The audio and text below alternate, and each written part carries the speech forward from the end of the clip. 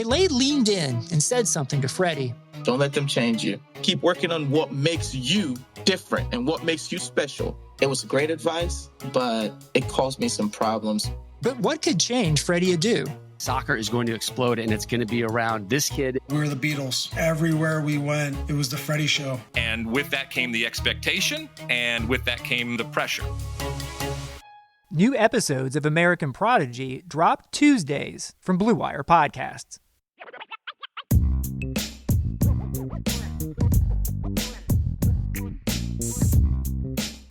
Fans to another edition of the Opponents Insider Podcast. I am your host, Vince DeDario, and I am the football analyst here at Irish Breakdown. We finally made it. ACC Championship Week. Notre Dame is 10-0 and looking for their first conference title in program history. And we have a ton to talk about when it comes to National Signing Day, Clark Lee to Vanderbilt, and of course, all the info on this game. And you can find it all on irishbreakdown.com, as well as our podcast, wherever you get your podcast. Make sure you subscribe to those so you are automatically notified and downloaded when one comes up, because we are going to have a bunch here, especially this. So today we are going to talk about the opponent for Notre Dame in the championship game, the number 4 and 9-1 Clemson Tigers. It is a 4 o'clock kickoff in Charlotte, and you can find that game on ABC. Brian Driscoll, the publisher at irishbreakdown.com, will be at the game, so make sure you log into irishbreakdown.com prior to, during, and after the game for all the updates and analysis. Real quick, we're going to pause for one of our sponsors. 2020 has already shaped how we work, and it's almost over. Businesses across the globe are challenged to become their most efficient, which means every hire is critical. Indeed is here to help. Indeed is the number 1 job site in the world with more total visits than any other job site, according to ComScore. Indeed helps you find quality candidates quickly so you can focus on hiring the person you need to keep your business going. Unlike other sites, Indeed gives you the full control and payment flexibility over your hiring. You only pay for what you need, and you can pause your account at any time, and there are no long-term contracts. And now, Indeed's new way of matching you with candidates instantly delivers a short list of quality candidates whose resumes on Indeed match your job criteria that you can contact the moment you sponsor a job, making Indeed the only job site that can move as fast as you do. 73% of online job seekers in the U.S. are visiting Indeed each month, according to ComScore's total visits. It's so clear Indeed.com can help you get the quality hire you need. That's why more than 3 million businesses worldwide use Indeed for hiring.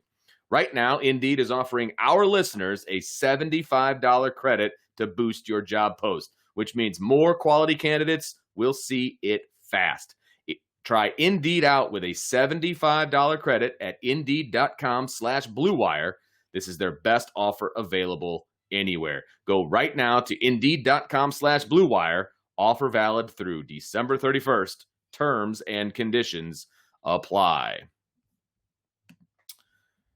Okay, so with me today to talk about the Tigers of Clemson is Ryan Cantor, who is the contributor at TigerNet.com and senior writer for Shakin' the Southland. Ryan, let's get you up on the screen here. There he is. How you doing today, sir? Good. Thanks for having me. Absolutely. Thanks for joining me. So, round 2, right? This is a big one. This is the one, the second one, I guess, people have had circled on their calendars. But since that was such a great game, double overtime, obviously, people are really looking forward to this, to the double feature here. So, I guess when we start off here, I always like to ask the question, what's the state of the program? Where is Clemson right now? What is the thought process down there in South Carolina? State of the program, where are we at? Yeah, I mean, obviously things are pretty good for Clemson right now, and I think Clemson fans, I think most Clemson fans know and appreciate that these are the good old days. These are the glory years. Sure. So we're taking it in and trying to enjoy it. We're probably surpassed at this point what Danny Ford did for Clemson in the 80s and that great run he had. So yeah, I mean, I don't know how long this could keep going. Maybe it's, another 3 years, maybe it's another 20 years. But I think we're sort of just thinking, hey, as long as we keep these coaches and they're recruiting well, I mean, the infrastructure's there, the facilities are there. Sure. Let's see how long we keep this going, because this is a fun ride. Maybe we can get a few more championships out of this. So obviously, the last few years, I mean, this is uncharted territory for Clemson. I mean, usually the ACC championship is kind of an afterthought on the way to the college football playoff. Are you sensing anything different coming out of the Clemson camp right now, since this game is actually pretty important going in? Well, yeah, I mean, for sure. Notre Dame is the best program that's been in the ACC, save Florida State in five some odd years ago, that we've run up against. And obviously Florida State in a normal year is in the Atlantic Division. So those Coastal Division teams haven't really made for like the most exciting ACC championship games. Miami's a brand, but that was when we played Miami. It was fun. I don't want to call it a bad game, but it was a non-competitive game. So yeah, I think Notre Dame Clemson is probably the best matchup on paper in ACC championship history, and I don't think it's particularly close. That's probably a good point. So let's talk about the team specifically. We head over to the offensive side of the ball. Obviously, the big deal is Trevor Lawrence. He's going to be playing in this game. He didn't play in the last game. That's kind of the storyline coming out of that one. I don't know if we want to call it the Trevor Lawrence effect, but this is going to be, a different ball game. And right now, Notre Dame's a 10-point dog coming into this game. How is Trevor Lawrence? How's he looked the past few games? And what do you anticipate going into this game? Yeah, so against Virginia Tech, Trevor Lawrence played probably one of the maybe 3 bad games of his college career. Certainly his worst since LSU in that championship game. But in general, his return has been great. And I think one thing that has been different since he's returned, and was actually different in a positive way against Virginia Tech too, is the running game. DJ, he played great against Notre Dame, but he had a banged up shoulder. Right. Which is weird because you'd expect that to affect his throwing in the passing game. But it made him reluctant to run the ball because they didn't want him to get hurt. And then you're looking at his backup was actually also hurt. So you're looking at Hunter Helms coming in most likely. So they were really cautious with him, which is fine. Gotcha. But that means we didn't run a whole lot of zone read. And when we did, he was handing it off, even if it was a zone read. So you didn't see him run the ball a lot. And I think obviously Notre Dame completely dominated Clemson's run game. I think that could change if Trevor Lawrence runs the ball, establishes that threat. So I think that may really be the biggest thing with him coming back, because DJ was already great passing against Notre Dame. I think that's the thing to watch. No, there's no question about that. He put the numbers up through the air. I mean, that was an impressive performance by a freshman, no question. Run game, Travis Etienne didn't have a great day. Obviously against Notre Dame, I think he had 28 yards on the ground. Hasn't had a great last few weeks. Is that more because you think he's struggling? Is it the offensive line? Is it just not a focus on the run game the past few games? What's the deal behind that? Yeah, I mean, I think Travis Etienne is probably the best running back in school history. I think he's among the best running backs, probably in ACC history, and you probably rank him up there just all time. He's already in the top 10 total rushing touchdowns for running backs. Got a chance to be in the top 3 or 4 by the end of the season. He's a 4-year player. He hasn't been quite as good this year. Expected him to just be unbelievable, but where he's really improved is not carrying the ball. So pass protection, pass catching. He's become an elite NFL prospect in those regards. So coming back is probably the right decision from that standpoint. But the offensive line, I think, is more to blame. They are breaking in 4 new starters.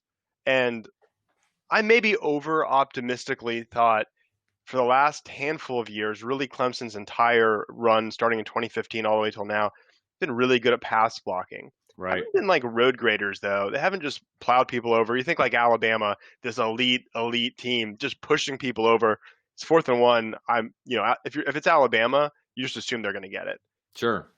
Clemson's never been that way. They've been really good at pass blocking, but not as much run blocking. And I was thinking with 4 new guys, maybe we see that change, and that was going to be exciting. But it's actually almost exaggerated it, and the run blocking hasn't been as good. I think we're seeing some things different now. We talked about Trevor Lawrence in the run game. I think that's a huge part. And I think they're also just I think it was a bit of a wake-up call against Notre Dame, just how dominant Notre Dame was. And so Clemson sort of said, hey, this isn't working. Do we put Walker Parks in different one of the backups? Do we put him in a right tackle? Do we move him around? We can't just make these starters take every snap. So I think they're trying to be more strategic and fix it. I don't think it's – I would tend to place most of the area of opportunity on the offensive line, not Travis Etienne. That makes a lot of sense. I mean, you're not going to get very far unless the guys in front are blocking for you, right? I mean, it's just common sense, I guess, is the best way to put that. As far as the pass game for Trevor Lawrence, the targets that he's going to be shooting for, how are we looking there coming into this game? Not super great. Cornell Powell has been awesome. Admittedly, I was not super high on him coming into the season. He's a senior, a redshirt senior, and he hadn't really done anything coming into this year. He was getting a lot of hype coming into the season, and it just seemed like after 4 years, is he really gonna just all of a sudden break out?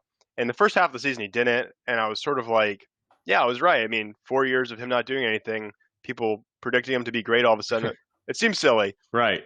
And now he's great. The last few games, 100 or 90 plus yards, he's been spectacular. And I'm really happy for him. So he's really saved this receiving core, which has been super banged up with injuries. Obviously, T. Higgins is on the Bengals now, and then Justin Ross had a congenital neck/shoulder issue, so he's out for the year. And then Joseph Ngata and Frank Ladson, two big-time prospects. Right. Both of them potentially out for the game in Charlotte. Frank Ladson may play, but it's unclear. It doesn't seem like Ngata will. So Powell is all the more important. And then you have Amari Rogers, who's a senior, who's been really good, but he's not he's not a T. Higgins. He's not one of these tall alpha, as I like to call them, receivers where you just toss it up and let him get it. But he's super athletic. He makes the catches. He's a great player. And then the one guy to watch is E.J. Williams, tall, lanky receiver, true freshman out of Alabama, same high school as Justin Ross, actually. And he showed some flashes. I think there's some potential there, but it's still a bit early in his career to be relying on him. But yeah, I mean, I think wide receivers obviously taken a pretty notable step back from the past few years. It's made it a little tougher on the offense, but the tight ends are better, so we may see more of that. Tell us about those tight ends then and what they bring to the table. Yeah. So Clemson tight ends haven't been a huge part of the offense the last few years before this year. As you may remember, in 2018, the year Clemson played Notre Dame in the Cotton Bowl, there was that whole Osterine situation right before the playoff. So obviously Dexter Lawrence was the big name who popped positive for that. Dabo stood behind his players, said it was totally accidental and all that. But what gets lost in that is that Braden Galloway, the tight end, who wasn't, was a younger player at the time, was also, he also tested positive. He missed all of last season. He missed that playoff. He came back last year for the playoff. So this year he's the starter, and he's been awesome. He's really made a difference, and we were seeing tight ends become more part of the receiving game for Clemson. It's really, really taken a step forward. And then I hesitate to even call him a backup, but the other tight end, Davis Allen, has also been great. He's great in blocking and also in pass catching, which Clemson has had someone like that who doesn't both in a little while. So that's really helped make up for a wide receiving core that's maybe not super elite like past years.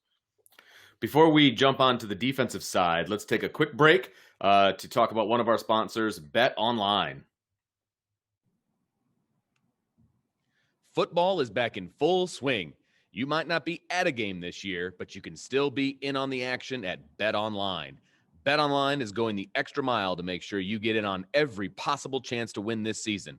From game spreads and totals to team, player, and coaching props, Bet Online gives you more options to wager than anywhere else. You can get in on their season opening bonuses today and start off wagering on wins, division, and championship futures all day, every day. Head to Bet Online today and take advantage of all the great sign-up bonuses. Don't forget to use the promo code BLUEWIRE at betonline.ag. That's Blue Wire, all one word. Bet Online, your online sportsbook experts. All right, welcome back, and let's jump over to the defensive side of the ball. And this was kind of the big story for those who were really paying attention to the game. Ryan, were the missing pieces to the defense coming into the Notre Dame game.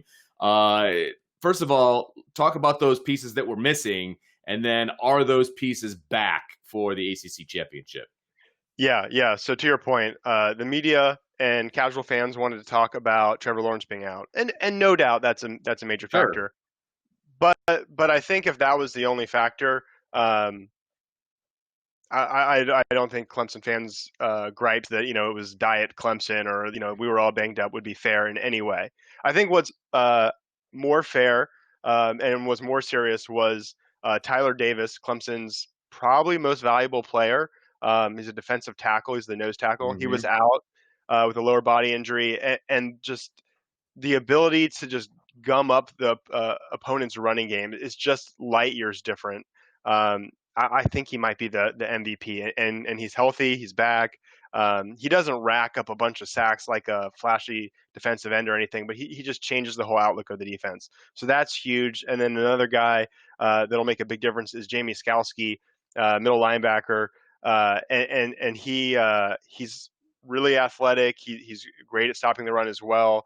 He's faster than you realize, and he should be back. He got pulled early in the previous game against Virginia Tech. He just played a couple of snaps, and then he got pulled out. He had like a hernia surgery, something along those lines. Previously, they kept him out, but they said it was just precaution, just for precaution. So he should be fine. And then another linebacker, Mike Williams, who's a Sam linebacker, was out.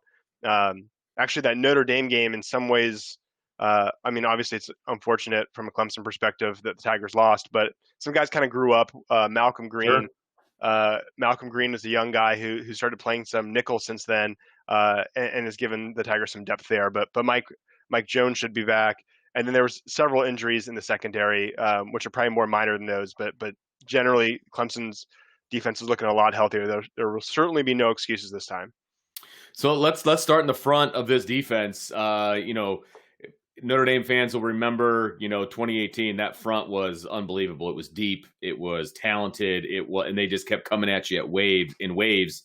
Tell us a little bit about this front and what Notre Dame fans can expect, because obviously it's going to be a little bit different now that everybody's healthy. Yeah. So 2018, I think, is maybe the best D-line maybe ever. I would almost certainly say in Clemson history. So after that entire starting D-line and one of the key backups, all were drafted. They all went to the NFL. In 2019, they weren't bad per se, but you saw Brent Venables get creative, go to a lot of three down lineman looks to accommodate sort of the roster. This year, it's not quite that. They're back to 4 down linemen in most situations. It's not like 2018, which was just outrageous. We got some big recruits, some freshmen, and some more guys coming in. So maybe it'll get back there. But I think Miles Murphy is a freshman defensive end to keep an eye on. He's a guy who's disruptive. Tyler Davis, who I mentioned, I think is really the best guy on the defensive line. And then Brian Bersie is the tackle, who's also a freshman, extremely highly touted, and is a pretty exciting player. It's a good defensive line, but they don't get to the quarterback with guys like Cleveland Ferrell like they did in 2018. So that's where it's not quite where it was, not last time, but the time before when we played Notre Dame. But Xavier Thomas is also getting healthier. He had COVID. He didn't get it on campus. It was sort of when they sent everyone home. Well, he got it at home, and then he got strep right after. And it was a brutal combo, and it sounds like he gained a lot of weight. And so he's really just been getting in shape, and he's starting to really show flashes. And he's a difference maker at defensive end. So I don't know exactly where he is on getting back to 100%. But he's further along now than he was the last time he played Notre Dame, which bodes well for Clemson. Yeah, no doubt. And of course, that linebacking core, got a lot better when James Skowski is in the lineup. I mean, you talked about him and Williams as well. Just highlight this linebacking core and what they bring to the table as well. This is a good group. Yeah. So we talked about the injuries that they almost overcame a couple weeks ago against Notre Dame. So those guys are back. Last week, Jake Venables, who's actually an excellent linebacker, and also happens to be the son of defensive coordinator Brent Venables, broke his arm, so he's out. He was a key reserve. But the starters are all back. Mike Jones has done a really good job replacing Isaiah Simmons, who's now on the Arizona Cardinals. Extremely big shoes to fill, and they don't ask him to be that versatile like Simmons was. That was, he was the best player on that defense. Right. But he's done a great job. I would say the linebacking core is more than solid when they're healthy. We'll have to see if Skowski's 100%. There was an interview with Brent Venables where he was asked if Skowski was 100%. And he said, "Hey, I don't necessarily ask things I don't want to know the answer to, but he's going to play, and he seems like he's 100%. So take that for what you will." That's great. That's a good coach answer too. That's right. Let's talk about this secondary for the Tigers. I mean, Ian Book had one of his better days passing the ball, believe it or not, a little over 300 yards, which, in 2 overtimes, that's helpful, I guess. But what is the secondary fully healthy? Are they bringing all of their bullets in the chamber? It's hard to say. It seems like a different guy is out every week. And they're not like serious injuries, but I think it was last week, I guess before the bye week last game, Andrew Booth was out with a big bruise on his thigh. I think Sheridan Jones was out a week or two before that. So it just seems one guy's out, but they've got a lot of depth. So there's really no excuses if one guy's out. Darian Kendrick is I guess you'd say cornerback 1, but for my money, Andrew Booth is an incredible athlete. He was a huge prospect. To me, he's got great hands. He makes crazy interceptions. I think Andrew Booth is the guy to keep an eye on. If he's out for any reason, which I don't expect him to be, with an extra week of a bye or open date in there too. But he's a big difference maker. Keep an eye on him. Anybody in a game like this that's going to be tight, I mean, special teams could come into play, whether it's coverage teams or a field goal or, changing the field up, with a punt. Anything to keep an eye out on the special teams front for Clemson?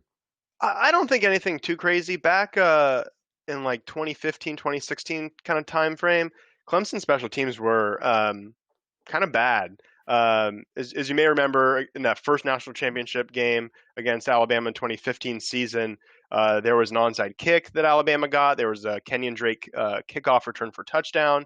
And there were other reasons why Clemson lost that game, and Alabama certainly earned it, but played a big role. The punting for years has been sort of mediocre. This year, a lot of that has improved. Obviously, the rule changes with the kickoffs a few years back sort of made those a lot less relevant. Sure. BT Potter is the place kicker, and he's really had a renaissance. He looks great. And Will Spires, up until the game against Virginia Tech, has been great. I'm going to kind of write that one off as one bad game, but generally he's been much better than last year. So I think things are fine on special teams. It's rarely a strength for Clemson, but it looks fine at least. So obviously big game, neutral field, keys to victory for the Tigers in this one. Yeah, I'm gonna start off by throwing this back at you. I got a question for you. Okay. Is Ian Book really that good? Wow. Now that's a loaded question. Ian Book has been playing better. I think he's played above his ceiling at Notre Dame. I think he finally trusts the teammates around him, which is beneficial. Because before he was kind of trying to do his own thing, put the team on his back, didn't really trust his receivers, didn't trust his offensive line. So he's actually hanging in the pocket. He scrambles when he needs to. He's actually keeping his eyes downfield the last few games, and he's finding some open receivers who are making plays for him. Whereas before, they weren't even trying to make plays. They were just starting to block because they knew that Book would just scramble and go. Is he as good as Notre Dame is pushing him in the Heisman race and all that? I don't personally think so. Does he have the ability to be a pretty darn good college quarterback on this team? Yeah, I think he could be. So, take that for, I know that's not answering your question.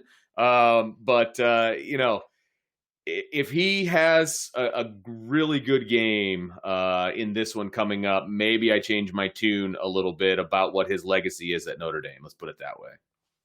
Okay. Yeah. So what I'm getting at there is obviously he was he was just so slippery. Yes. And I'm tempted to write it off because a lot of the guys who were running after him were backups who were placing injured players. There were some notable missed tackles by Trenton Simpson, who normally wouldn't be put in the position he was put in. Sure. There's similar situations.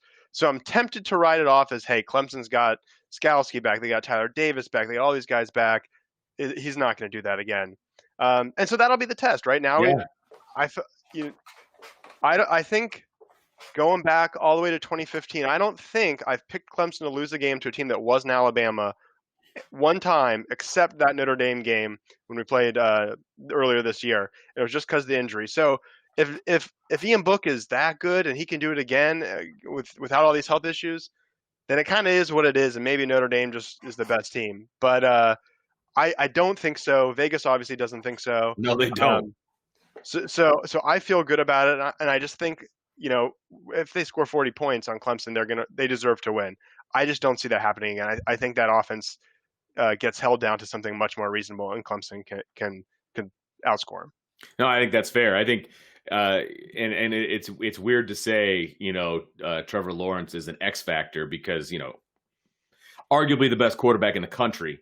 But he didn't play in the first game. And I think he could be an X factor in this thing. I think Ian Book is an X factor. I think that between the two of them, whoever has the better game, and I know that's very basic, and but I think it's true. I really do think it's true. You're right. Ian Book played above his skis, I think, a little bit in that game, but he's continued to play that way since the Clemson game. So maybe the lights turned on for him. We'll see. Either way, I think it's going to be a great game. It's going to be a lot of fun to watch. There's no question about that. I think it's going to be close. I don't think it's going to be 10 points, but hey, I have been wrong many, many times. It reminds me of in 2018, Clemson went to College Station and played Texas A&M. We're fairly heavy favorites. And Kellen Mond was unbelievable. I mean, he was just throwing it all over the place. Balls were ricocheting off our defenders, flying into the end zone, and they'd catch it. I mean, it was unbelievable. And that was the best game of his career. Now, Ian Book is different because he's kept it going since then. So I wonder, was that a fluky career game against a banged-up defense, or is he taking a step? And I think we'll find out. Yes. The other X factor is I don't think Notre Dame – I mean, it's just like a statistical anomaly. I don't think they would possibly expect to hold Clemson to less than a yard per carry. So how much do they really hold them down? I mean, is it like 2 yards per carry? Because they could win with that for sure. But Travis Etienne's pretty darn good. And if it becomes 4 yards per carry, which still isn't great, then all of a sudden I think that's a big advantage for Clemson. No question. The run game for Clemson, if Notre Dame can hold it in check and make Clemson one-dimensional, that's still the Trevor Lawrence dimension. So it's still – but – same time, if they can hold down that run game, because that was shocking to me. I did not expect that particular performance from the Notre Dame defense, but they continued it on as well. They had a heck of a day against North Carolina and held that run game in check as well. So again, it's going to be a fun game. I think it's going to be a close game, and they might meet for a third time. So we'll see what happens. That'd be awesome. And how great does that performance against UNC look after what they did to Miami? I know, right? I was watching that game with just my mouth on the floor. I'm like, I guess Notre Dame better than I thought. Yeah, maybe so. Yeah, so we'll see. Ryan, I want to thank you for joining me on the Opponents Insider podcast today. Why don't you let everyone know, even though we've got it kind of ticking along the bottom there, your Twitter handle and how everybody can follow your work. Yeah. Please follow me on Twitter. It's Ryan_Cantor, Kantor on Twitter. And then you can see my articles typically on Mondays on TigerNet, and also on Shaken the Southland. That's Shaken no G. Excellent. That is Ryan Cantor, who is a contributor at TigerNet.com and a senior writer for Shaken the Southland. Following the game, we will find out exactly where Notre Dame will be seated in the college football playoff and where they will be headed on New Year's Day. So until then, thank you for joining me on the Insider Podcast.